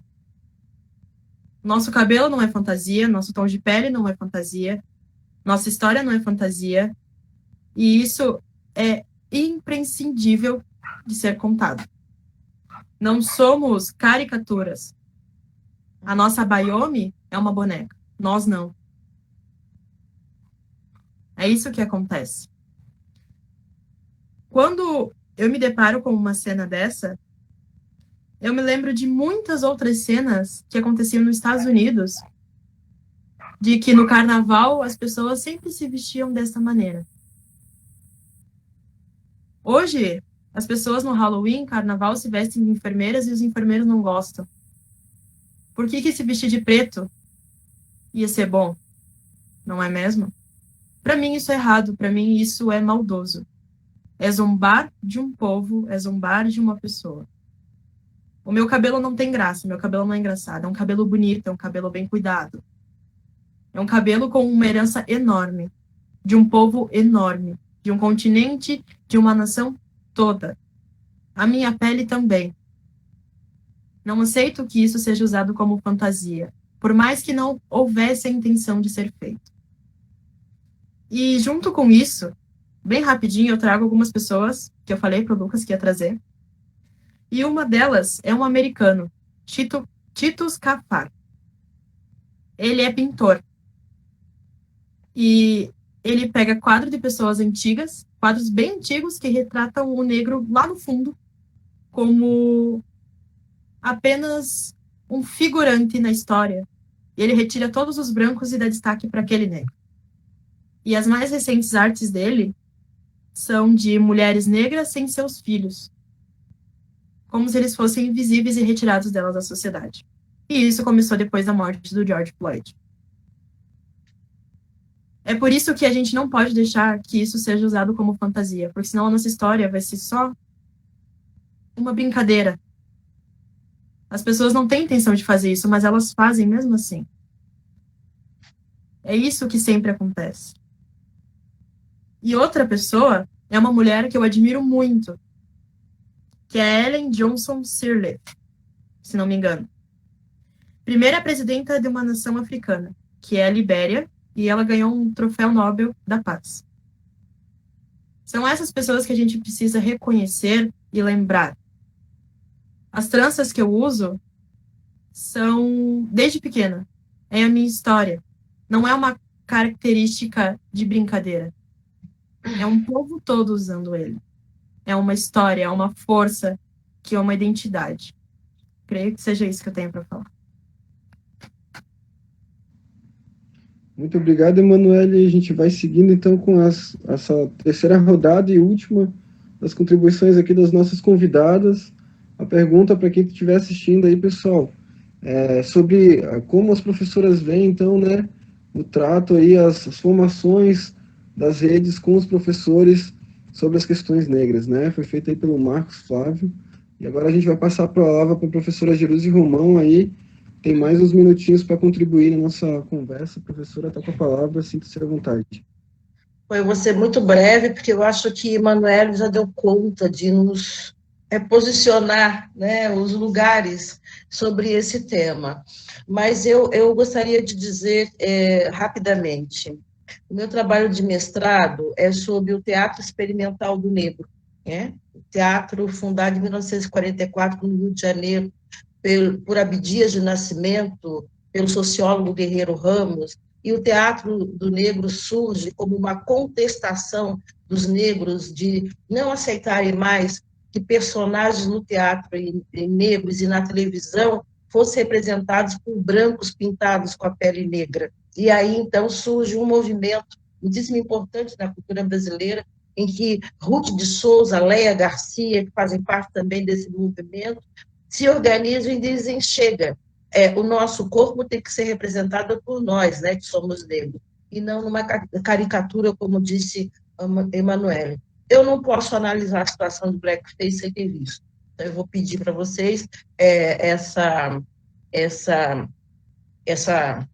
ressalva, mas quero dizer que, se de fato foi blackface, o blackface está inserido naquilo que a gente conhece como racismo recreativo, não é? Em que os estereótipos são evidenciados a fim de tornar recreativo e também trazer, de certa forma, um deboche, uma caricatura, trazer os fenótipos para uma cena que nós atravessamos até hoje na sociedade brasileira, da escravidão e em todos os contextos, que é a ausência de liberdades e de autonomia para o corpo negro. Quando uma pessoa que não é negra, ela se utiliza do blackface, ela está mantendo contato direto com o estatuto colonial, com aquele estatuto que dizia que nós não somos donos do nosso corpo, né? E não é só o blackface, e é interessante, porque o blackface aparece muito frequentemente na representação de gênero feminino, não é? Os homens são menos representados por esse lugar. E esse lugar da mulher negra na sociedade brasileira ainda é um lugar extremamente difícil de existir, não é? Aí vem lá as relações hierárquicas de gênero da Senzala até os dias de hoje, e nós estamos passando, inclusive assim, hoje nós estamos desconstruindo o tal de um nome antigo para o bolo de chocolate. Você sabe aquele nome que tem o bolo de chocolate, não é? Ou seja, ele não é nada daquilo, é bolo de chocolate. Veja, as pessoas ensinam as crianças a comer, as mulheres negras desde pequena, né, quando oferecem um bolo, um nome de não sei quem, ainda dizem que a gente não pensa muito bem. Então, assim, essas questões ligadas às mulheres negras, elas, e sendo o magistério uma categoria de mulheres, ainda é uma categoria de mulheres, falta também muita empatia de gênero, não é? Falta muito compromisso com essas relações de gênero. A criança pequena, educação infantil, Fundamental 1 e Fundamental 2, que assiste a essa cena, seguramente vai ter a sua identidade impactada com muito prejuízo. Ela vai aprender a aceitar que brinquem com ela, que brinquem com o corpo dela, que brinquem no sentido de menosprezo, não é? Não é a brincadeira saudável, que brinquem com o corpo, com o cabelo, com a cor de pele. Então, se nesse escopo blackface é racismo, né? É racismo. E que seguramente também atravessa o racismo cultural, porque o racismo faz parte da cultura, ele é tolerado, né? Ele faz parte da cultura. Nós somos, a maioria das vezes, legitimados a fazer queixas contra o racismo. É mimimi, não é nada disso, vocês não entenderam direito. E aí, volto a dizer que a gente só faz movimento exatamente por conta desses movimentos agressivos que nós respondendo, né? Coloque-se no lugar do outro, a alteridade é importante, o professor precisa ter ética profissional, ele é um sujeito público, ele está ali para atender a todos e não causar prejuízo a ninguém. Muito obrigado, professora Geruzzi, pela contribuição. Então, daí da terceira rodada de questões, a nossa roda de conversa, a gente está indo para o final, infelizmente, aí da nossa atividade, mas ainda tem um tempinho, então não sai daí, para quem estiver assistindo. A gente vai estar passando agora a palavra para a professora Antônia. Professora Antônia, está com a palavra, fique à vontade. O que dizer depois dessas falas, né, da prof. Geruzzi e da Emanuele? Perfeito, perfeito. Quanto ao fato, né, a questão do blackface, eu não acompanhei, eu não sei do que se trata, então também não posso me posicionar, né, mas com relação à outra parte do questionamento feito aí pelo Marcos, então a gente pode destacar que até o momento, né, eu sou servidora da Prefeitura de Bento Gonçalves, eu não recebi ainda uma formação para trabalhar com essas questões étnico-raciais, mas eu fiquei muito feliz com a fala da professora Carla, quando ela colocou aí, né, que já está se pensando ações voltadas para a formação dos professores nesse sentido. Que bom, professora, que bom, secretária, porque é urgente isso, né, aqui no nosso município, em todo o Brasil de maneira geral, mas sobretudo aqui no município de Bento Gonçalves, para que a gente possa debater, para que a gente possa construir um espaço de diálogo dentro das nossas escolas, com os nossos educandos e também com os nossos colegas, né? Então, assim, que bom, né? E espero, enquanto professora, enquanto pesquisadora negra, contribuir aí nessa trajetória na educação aqui do município de Bento Gonçalves. Muito obrigado, professora Antônia.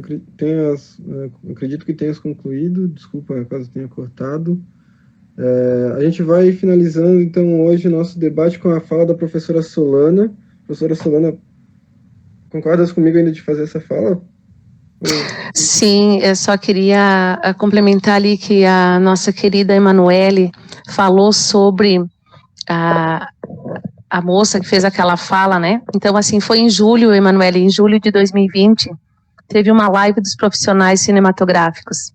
E a cineasta Luciana Tomasi falou, não adianta fazer filme da senzala. Inclusive, eu tenho sangue francês. Então, o Movimento Negro Raízes solicitou uma manifestação do Conselho Estadual de Cultura, que o fez em reunião extraordinária, posteriormente, tá? essa retratação. O que essa pergunta que o Marcos fez, na verdade, ele fez, o trato está direto com a instituição, entendemos sim, como você tinha colocado, Carla, mas é um racismo subjetivo, ele causa dor, né? E isso aconteceu por quê? Pela falta de informação, um preconceito cotidiano, né, que as pessoas nem se percebem, foi não intencional, tá? Isso não aconteceria se nós tivéssemos realmente uma formação. É por isso que é tão importante e que essa live se faz num momento, assim, ímpar. Se faz mais do que necessário, e agradeço por fazer parte dessa roda de conversa e dessas falas potentes de pessoas que a Jerusi, que eu não a conhecia, somente o seu livro. Foi um prazer imenso hoje estar aqui nessa rodada de conversa juntamente com você, certo? E o livro que está aqui para o Rio Grande do Sul e também para outros estados, né? Que é um marco histórico do registro das diversas manifestações culturais negras que estão documentadas nesse livro, tá? Que pode ser adquirido, né, diretamente na editora Pragmata. Uma boa noite a todos, obrigada. Muito obrigado, professora Solana, de novo. Queria ressaltar aqui a honra que está sendo mediar esse espaço com tantas vozes potentes e, enfim, poderosas, né? Quero agradecer a todo mundo que esteve com a gente, a todo mundo que vai assistir esse vídeo também. Esse espaço se faz necessário e ele pode ser o start para vários outros, acredito eu, né? Então, continua aí ligado nas páginas da Secretaria de Educação, Secretaria de Cultura, que a gente vai estar voltando com esse tema, né? É um tema para ser trabalhado no todo, como já foi falado aqui. E para finalizar, pessoal, quero deixar um convite para quem estiver amanhã na cidade de Bento Gonçalves, no Museu do Imigrante. A gente vai estar abrindo uma exposição, pesquisa inédita aqui de Bento Gonçalves, né? A exposição intitulada com uma pergunta, né? Existiria uma história de Bento Gonçalves sem a população negra? Né? Uma pergunta aí que a gente está fazendo para incomodar mesmo, para questionar esse apagamento histórico que ocorre, que a gente veio falando aqui nessa roda de conversa. Então, amanhã às 19 horas, para quem tiver aí disponibilidade, chega lá no Museu do Imigrante, ali na Planalto, na frente do famoso Bangalô, né? Vai ser maravilhoso ter todos vocês lá, para as professoras, para as convidadas aqui também. Fica o meu convite e o meu agradecimento do fundo do coração por toda essa energia e tempo disponibilizado aqui para essas falas tão potentes e tão importantes que nós tivemos nessa noite. Muito obrigado, e é isso, pessoal, a gente encerra por aqui. Um beijão e sigam aí nos seus caminhos, beleza? Grande abraço. Obrigada a todas, obrigada, secretária, por ter ficado aqui conosco. Também gostaria de deixar uma pergunta, eu tinha uma pergunta para o final. A minha pergunta eu gostaria de deixar qual é a história da educação dos negros e das negras que é contada em Bento Gonçalves. Eu acho que é uma pergunta também que a gente precisa fazer, não é? E dizer que o Rio Grande do Sul tem figuras nacionais muito importantes nessa política de educação das relações étnico-raciais, não é? A mais importante é a professora doutora Petronília Gonçalves e Silva, aquela que escreveu, a relatora das diretrizes curriculares para a educação das relações étnico-raciais. Nós precisamos nos voltar para as diretrizes.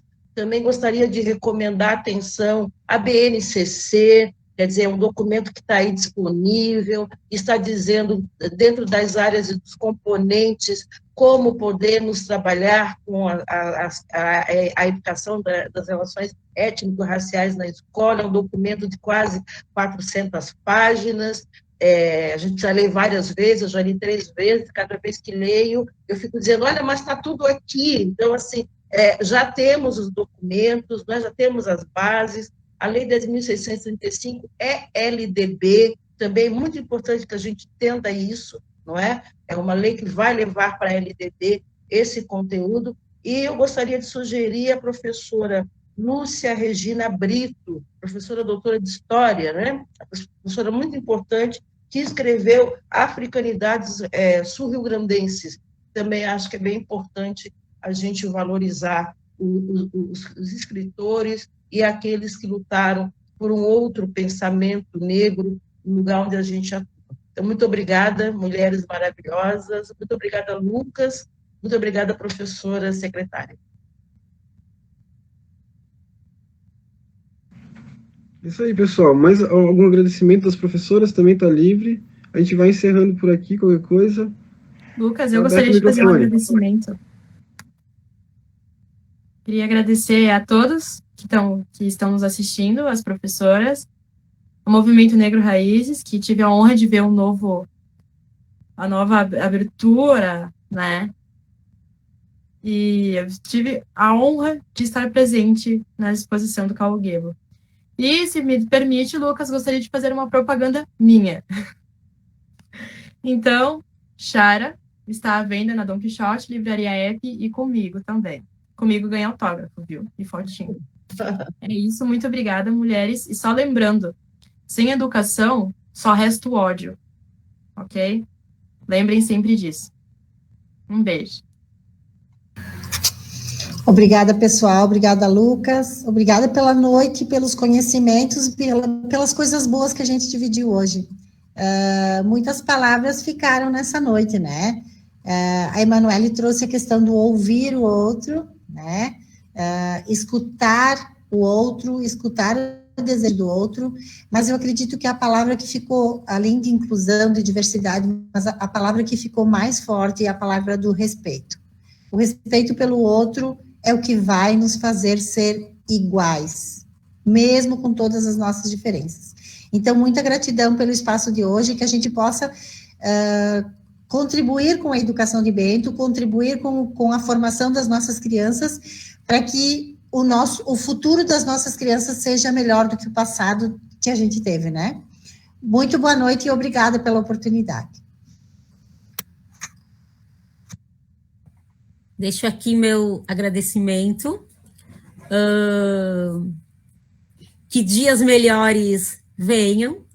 E usando uma fala de alguém que eu admiro muito, eu acredito sim que a educação é o caminho.